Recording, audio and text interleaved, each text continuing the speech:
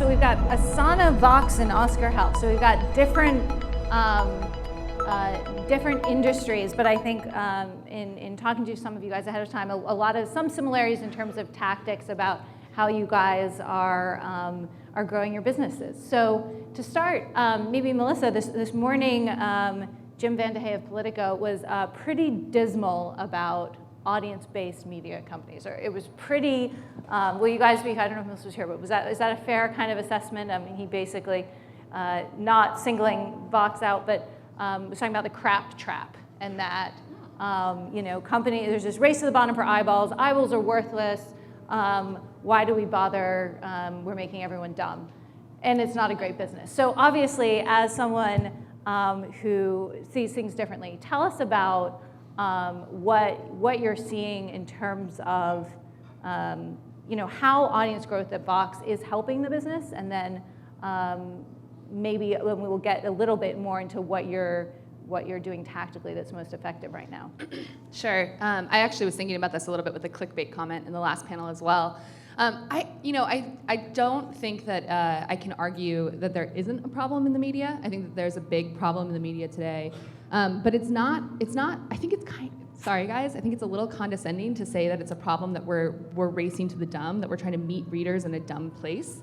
People are responding to news and information online and on different platforms in a way like we've never seen before. I just think that we have to be savvier and smarter about how we're reaching them. We haven't been thoughtful about innovating in new formats, except for in a few spots, like the information or things that we're doing at Vox Media. We have to be thoughtful about the shape that we're creating, the shape of the news that we're creating. We have to be thoughtful about the technology merging with the message. That's something that we haven't really experimented with at all in the last 20 years. I think that we just moved our type of media online in the same format as the old format. And we didn't take into consideration all of the new characteristics that the web offers us. So I think that it's part of our duty as journalists to reach as many readers as possible if we're trying to get the information that they need out there. But we just have to be smarter about how we're doing it. Some of the things that we're doing at Vox.com, for instance, is thinking about how we create a type of explanatory journalism. How are we changing the format of an article? How are we introducing multimedia to not just a block of text, but actually really being thoughtful about how we're presenting the news. And is that so? And give us a sense of like what you can share about how quickly traffic is in the audience are growing. Like, so those things are cool to look at. Are they growing audience, growing Yeah, business? And we also look at. I mean, one of the things that I think that we think about when we're thinking about growth is not just in terms of like sheer numbers. We want to make sure that we're reaching as many people as possible. And I think Vox was a great example of the success that we have at Vox Media. We launched 2 years ago, almost to the day. And in the first 6 months, we grew to 14 million unique visitors. We're now at about, I think, around 45 million monthly visitors. And we also are seeing a huge amount of growth on partner platforms. So we had 38 million views on our YouTube channel this month. And the reason for that, I think, is because we're reaching people in a way that they want to get information. They want conversation. They want to know people who they can trust and get advice from. They want to think about building a relationship with the writers, similar to how you're introducing your reporters with information. We want to introduce our voices, really strong voices like Kara Swisher at Recode or Nilay Patel at The Verge. We want to make sure our readers know who those people are. And then what's happened on the business side? So 45 million uniques. Like, how is revenue growing? Yeah, like, because I also think, I mean, you could line up, I mean, it's just, I could probably pick dozens of other sites that have that many uniques, right? Sure, and I think that one of the problem that we're trying to solve at Vox Media is how do you scale quality? How do you take really quality storytelling and make sure that you can reach as many people as possible? We have the same approach on our advertising side as well. So something that we just launched yesterday is a product called Concert. And 4 years ago, we realized that a big problem with media was just the fact that we've ruined advertisements online. We've stuck with these horrible banner ads. We've created these like terrible pop-ups. we made advertising worse online. But advertising can actually be really useful. You open a newspaper and you go to not the classifieds, or you used to, or you go to the movie listings, or you used to. And those were really utilities for readers. And we wanted to make sure that we were bringing back that utility to advertisements online as well. So Concert is a new product that we launched that allows us to scale quality advertising across sites that are our own and partner sites as well. So we're launching with NBC Universal as our first partner. In this new product that allows us to scale advertising across multiple sites. That's just one product that we're looking at. Okay. So we'll come back to it. I'm more curious, like, it just seems, you make it sound a lot easier to scale audience than I think other publishers here often talk about. I mean, there's just so much competition, and you know, every channel just gets congested, right? So actually, maybe we'll just dwell on this one more. Like, what channels are you seeing getting sort of too congested, or what, if any, are emerging channels are you thinking? The reason why I'm optimistic about it, I think, is because it's about quality. It's about quality. If you do great, and what channels? Sorry, I'm sorry, what channels? Yeah. So what do you find that's kind of getting more congested? What do you find is I think less that congested? What is more congested and what's less congested? The entire web is congested. The entire internet is congested. Everything is a stream of information that's just sort of bombarding you. Your inboxes are full of newsletters. Your Facebook feed is full of different posts and videos. That's the problem. How do you cut through that? And I think that the way that you cut through it actually serves readers the best. You cut through it with quality content. And this is what you're seeing with sites like brands like The Information, that is bringing quality content to people, and people are responding to that. And what are you guys, what's just an example of something you've done lately that you felt has done that well? Something that we did was really fun on The Verge. We did the first VR video interview with Michelle Obama. And she is a fantastic interview subject. She responds really well to new experiences like VR. And then our readers also want to experience new formats like VR. So we were able to pair this just really gorgeous designed VR experience with an incredible interview with a really interesting subject. Things like that, I think, are going to reach readers, and they're going to respond to it, and they're going to know The Verge for that content. Right. So Sam, you have a different business, Asana, obviously, productivity, software, task management, freemium kind of model. So what are the biggest challenges and opportunities you see in scaling the business? It totally depends on the stage of the product and the company. So early on in our history, we were really focused on free user growth and just trying to get exposed to as many companies who'd be interested in picking up our product. And how did you do that? It's not, I mean, it's like, what were the ways you sort of did that? So there's a couple strategies. One of them is, building virality into the product itself. So when a new user signs up, make sure that they have the opportunity to invite their other coworkers. Another strategy is really word of mouth growth, which is a little bit harder to measure and to build for. But we found success by really focusing on moments of delight in the product that are unusual for other enterprise software apps. So like the unicorn sticker? Exactly, yeah. So we have, when you complete a bunch of tasks in Asana, there's a unicorn that runs across the screen. And it's stuff like that you really, it can be really hard for a product team to prioritize working on that. But then you see when it gets out there that people love it, and they're sharing this, and that is what's spreading that word of mouth growth. How do you measure that? How do you guys think about measuring word of mouth? It's tough, and you really have to measure what you can. So we do run like sentiment analysis on Twitter. We also have a blog, so we can gauge like positive reactions to different product launches, and actually see people saying things like, I wasn't sure about Asana, but then I saw the unicorn. Now I'm telling everyone to use it, and like direct quotes like that, which obviously aren't statistically significant, but it's a good indication that you're on the right track. And how do you flow that into the product development? What's the process of that? Yeah, so I think for us at least, each feature that we develop, we try to think about ways to incorporate moments of delight and parts of the feature that can really drive that word of mouth growth. So whether it's like a new sign up flow, or a new messaging feature, we will try to find ways to say, like, is there some burst of color or some really fun animation that can give our users that warm and fuzzy feeling to keep them coming back and to promote and advocate on our behalves. So warm and fuzzy is good for organic growth in the beginning. And then how do you think, you guys obviously have a paid product, and so how do you think about that freemium line, and how often do you tweak and manage it versus making it a hard line? Yeah, it's constantly something that we're revisiting. So for freemium tools, one of your biggest competitors to your paid version is your free product. So you have to figure out a way to make the free version a wonderful user experience so that more people will sign up and get value out of it, but you still want to introduce a tiny bit of friction so that the teams that are able and ready to pay actually do, and they don't just sort of like freeload off of the product indefinitely. So what we do is we try to, again, when we're launching each feature, we try to come up with a monetization strategy for that feature. And it's really not to put all of the advanced functionality behind a paywall. We want to give the free user experience, like the free users the full experience.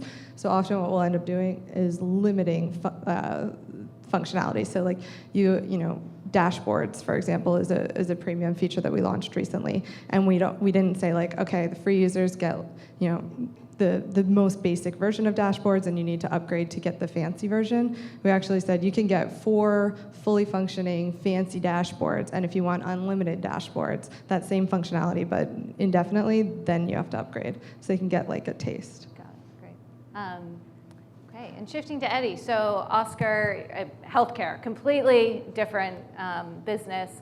I think really challenging, a lot of friction in the system. From a growth perspective, you have like one moment a year, right, which is like open enrollment to get your customers. So first of all, actually, I'd be curious what you guys say about how many sort of customers Oscar has now too, and give us a sense of how the business that's grown, and then also, like, how do you think about growth given those challenges?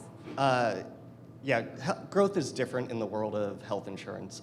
We don't measure growth in terms of site traffic, but it's the number of members we have. So who's paying monthly and who do we have to cover their healthcare costs for? As you were saying, that's kind of a thing that happens once a year during a period called open enrollment. It's a few months. You guys probably all know about it. You probably wait till the end and choose a plan at the last moment. But the whole company orients around planning up for those few months. And so if you look at our growth over time, it kind of has these periods of growth and then several months of no membership growth. Growth again, no membership growth, growth again. So that's the most interesting thing. It's this one-shot deal each time, each year. And so what do you have to do how do you guys maximize that opportunity?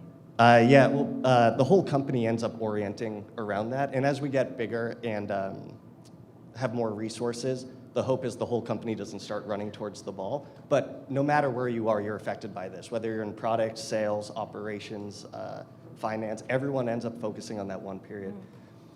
The second interesting thing is how regulated we are as an industry. How do we grow? Well, it means we're going to go to more states.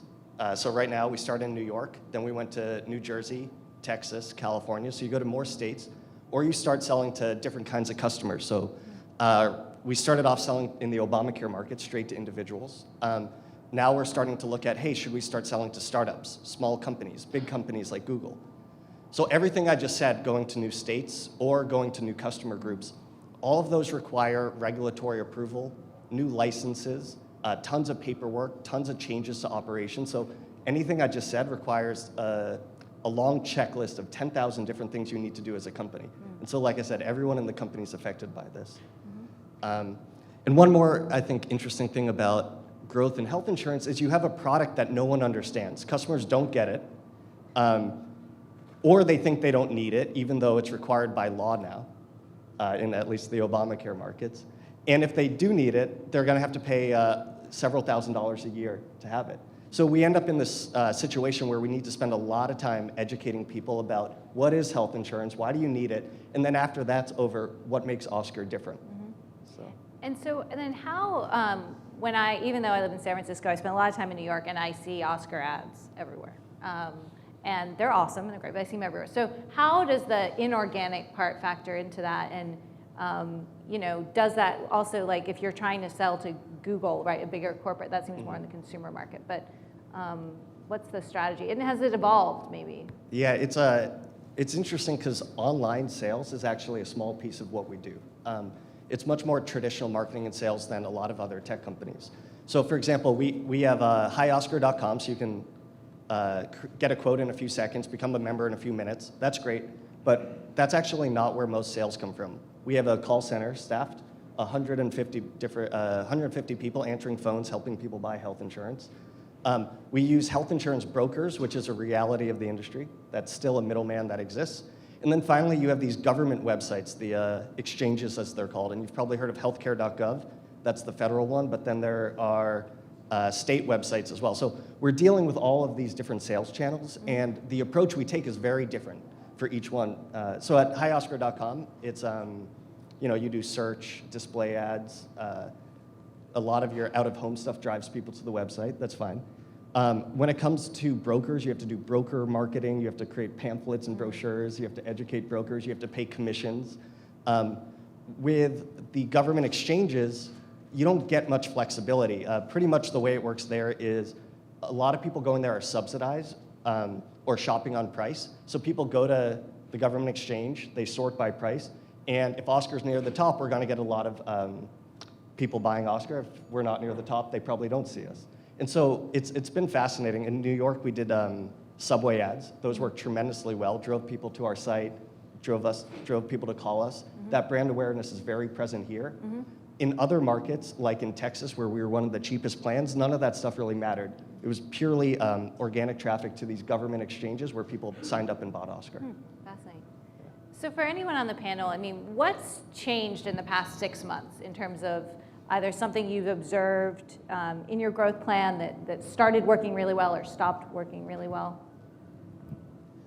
For us, the biggest change, and it's really been coming on for a few years, is moving the focus off websites and apps and towards more, some of them are apps, but really towards what we call partner platforms. So looking to messaging bots, looking to integrating our brand with Facebook more tightly linked to the instant articles. And what's a messaging bot example? A messaging bot example is anything from Slack, including a callback response if people have questions in Slack. So can I message Vox in Slack? Not yet. Okay. But hopefully soon. Amazon Echo is something that we're looking at that's really interesting.